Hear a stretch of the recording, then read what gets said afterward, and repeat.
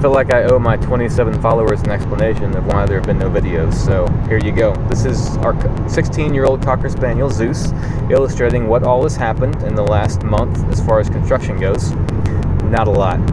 We've had a blizzard, we've had some homeschooling, we've had a funeral and funeral activities. We've had Evie's birthday, which is what you see here. This is a shot of the water going backwards at the Kids Science Museum in Oklahoma City. That was fun, not productive.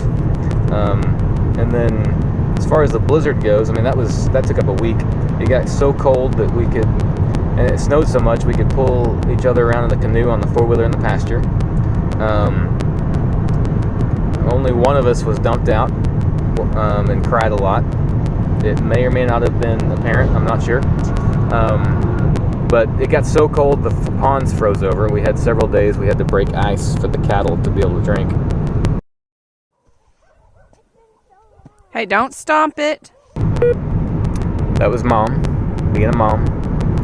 The ice, however, was plenty thick to hold a cow up. We watched one walk across the middle of that pond while we were out there. So everyone was completely safe and no children were harmed in the making of this video. All right, everybody say hi. We are standing on the pond. Brownie keeps slipping. Where's Mommy? Here she is.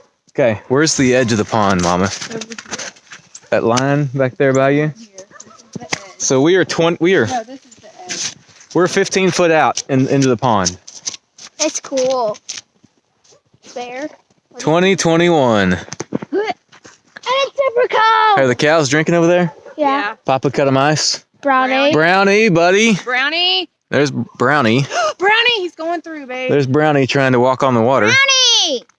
Oh, he's going to fall through.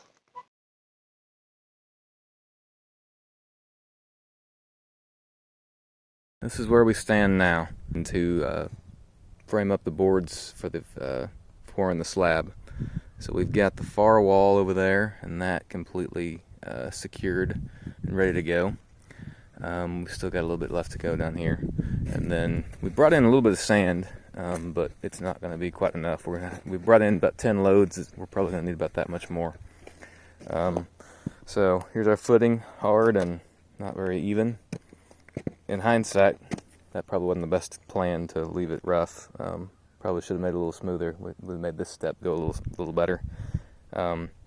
So we took a transit and shot a level on all the way around the perimeter, making sure that everything was going to be level and ended up with a level slab. So these boards on this side are sitting on the the footing that we put in. However, as you go down here, you can see that our site wasn't completely level. So we ended up with a pretty good gap on this east edge. I don't know if you can tell, but there's quite a bit of daylight through there. So we're having to rip some pieces of plywood to hang down to end up building this thing up quite a bit, which means we're going to end up bringing in a lot more sand, particularly on this east side. But we've got two sides completely shored up, and we'll need to come back and make sure we fill in those holes so concrete doesn't all run out the bottom, and kick dirt over it. But these are almost ready to go.